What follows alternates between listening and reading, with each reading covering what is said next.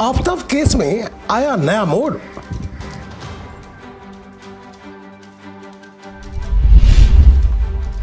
अज्ञात व्यक्ति पर एफआईआर दर्ज।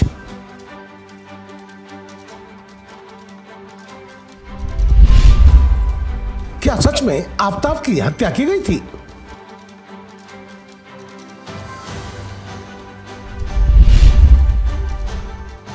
कौन है आफ्ताब की मौत का मास्टरमाइंड?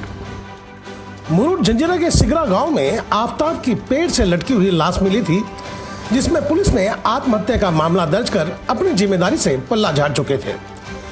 जबकि पीड़ित के परिवार रोते बिलखते हुए कह रहे थे कि मेरा बेटा आत्महत्या नहीं कर सकता, उसे मारा गया है। यह खबर ग्राउंड सर्वे न्यूज पर सबसे पहले हमने दिखाया था। इस खबर को देखने के बाद एक महिला वकील इस केस की सच्चाई जानने के लिए आगे आई, जिसकी वजह से इस केस की कुछ परत खुल गई है और फिर तहलका मच गया। आपको बता दें कि महिला वकील के प्रयास की वजह से अब अदालत ने जो फैसला दिया है कि आफ्ताब की लाश को कब्र से निकालकर फिर से जांच की जाए। सच में कोई अनहोनी घटना घटी थी? क्या हकीकत में आफ्ताब को मौत के घाट उतारा गया था? कौन था इस साजिश के पीछे? क्यों उसे इतनी बेरहमी के साथ मौत के घाट उतारा गया? ढेरों प्रश्न अब खड़े हो गए हैं, पर नतीजा अब तक सिफर है। हालांकि सच यह है कि मुरुड पुलिस ने अज्ञात व्यक्ति के खिलाफ एफआईआर दर्ज कर ली है, पर देखने वाली बात यह होगी कि तफ्तीश में हकीकत क्या निकलकर सामने आएगी और कौन निकलता है आफ्ताब का कातिल। इसी विषय की हकीकत जानने हम एक बार फिर मुंबई से निकलकर मुरुड पहुंच गए, क्योंकि खबर ही समाज को आईना दिखा सकती है। खबर ही समाज की दिशा और दशा बदल सकती है, और इस खबर को समाज के सामने ग्राउंड सर्वे न्यूज ही लेकर आई थी, जिसका असर आपके सामने है कि आफ्ताब की आत्महत्या अब हत्या में बदल गई, जिसकी जांच भी शुरू हो गई है। अब देखना यह होगा कि आफ्ताब की बॉडी को कब्र से निकाला जाएगा, क्योंकि आफ्ताब को दफन किए हुए 2 महीने से ज्यादा समय बीत चुके हैं, और अगर समय लगता है तो फिर मिट्टी में मिला हुआ आफ्ताब के शरीर का कोई अंग मिलेगा या नहीं, इस बात को भली भांति समझी जा सकती है। क्योंकि जिन पुलिस अधिकारियों को तफ्तीश करना था उनका तबादला हो गया है। लोग कहते हैं यह रूटीन तबादला है, पर कुछ का कहना है कि यह कैसे हुआ। फिलहाल सबसे अहम बात यह है कि अदालत के आदेश के बाद कब्र खोदकर आफ्ताब की लाश निकालकर फॉरेंसिक जांच की जाएगी, तभी इस केस की गुत्थी का कुछ परत खुल पाए। इस विषय पर हम मुरुड पुलिस थाने के पुलिस अधिकारी से मिलने पहुंचे, जिनके पास अभी फौरी तौर पर चार्ज दिया गया है। वह ऑन कैमरा कहने से मना कर दिए, पर उन्होंने हमें यह बताया कि अदालत के आदेश के बाद हम एफआईआर दर्ज कर लिए हैं और आफ्ताब की बॉडी को जल्द ही कब्र से निकाला जाएगा। वहीं इस आत्महत्या के केस को हत्या में तब्दील करवाने वाली महिला वकील ने इतिहास रच दिया। मुझे लगता है कि रायगढ़ में शायद यह पहला मामला होगा कि आत्महत्या केस हत्या में तब्दील हुआ हो और मृतक की बॉडी निकालकर फिर से जांच पुलिस को करवानी पड़ी हो।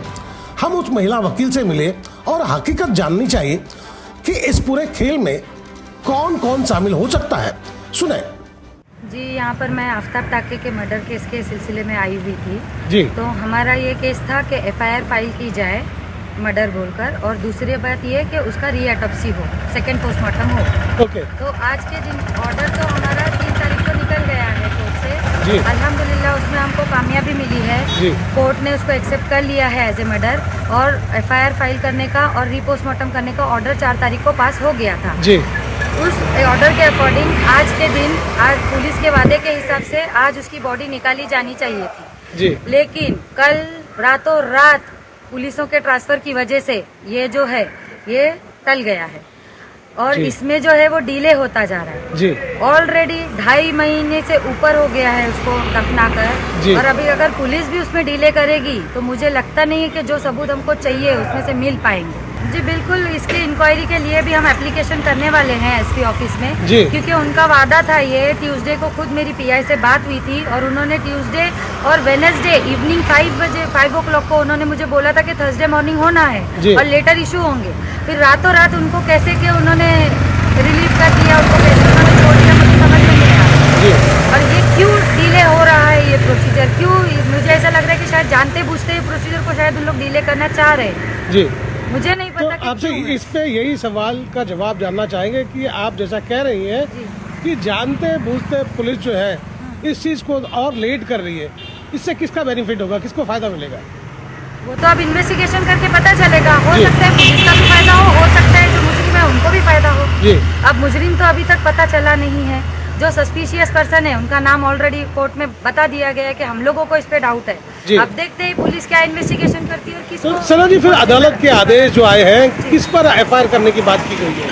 एफआईआर तो अभी जो है अननोन पर्सन के अगेंस्ट फाइल करने के लिए बोला गया है जी। लेकिन जो फैमिली का डाउट है वो हर्षाली गायकर जो उनकी प्रेमिका बताई जा रही है जी, डिसीज्ड की जो मृतक है उनके ऊपर उन्होंने जो है वो शक जताया। आपको बता दें कि आफताब की मौत, जिसे आत्महत्या का नाम दिया गया था, अब हत्या में तब्दील हो चुका है। देखना होगा कि इस केस में जिन संदिग्ध लोगों से पूछताछ की गई, क्या वही अपने बनाए हुए जाल में फंसते हैं या कातिल कोई और नया निकलकर सामने आता है। हम सिर्फ कयास लगा रहे हैं। पुलिस की जांच के बाद ही यह तय होगा कि हत्या का मास्टरमाइंड कौन था। हकीकत यह है कि मुरुड की जनता का ध्यान अभी इस केस पर टिका हुआ है और मुरुड पुलिस की प्रतिष्ठा अब दांव पर लग चुकी है। बहरहाल हमने जो महसूस किए वह आपसे साझा कर रहे हैं। सुने दोस्तों, नमस्कार। मैं आज फिर मुरुड पहुंच गया हूं। जी हाँ, आज से लगभग 1.5 महीना पहले या 2 महीने पहले की बात है। आफताब नामक युवक एक पेड़ से लटका हुआ मिला था, जिसके बाद मुरुड पुलिस ने आत्महत्या का मामला दर्ज कर लिया।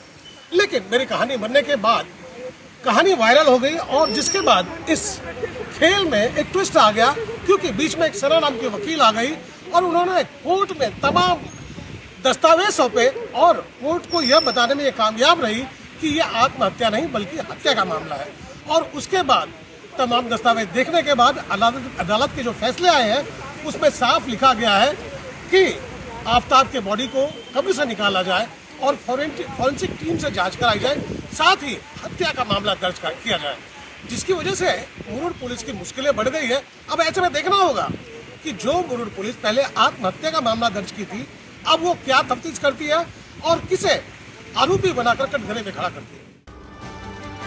दोस्तों, अगर आप चाहते हो कि इस केस को अंजाम तक पहुंचने तक हम बने रहें तो अपना सुझाव हमें भेजिए और अपने दोस्तों से हमारे न्यूज़ को साझा करें, क्योंकि आपकी आवाज़ ग्राउंड सर्वे न्यूज़ है जो समाज में घट रही घटना की हकीकत बेखौफ होकर जनता जनार्दन तक पहुंचाने का कार्य कर रहे हैं। तो दोस्तों, आपको मेरी खबर बेहतर लगी हो तो लाइक करें, सब्सक्राइब करें और बेल आइकन दबा दें।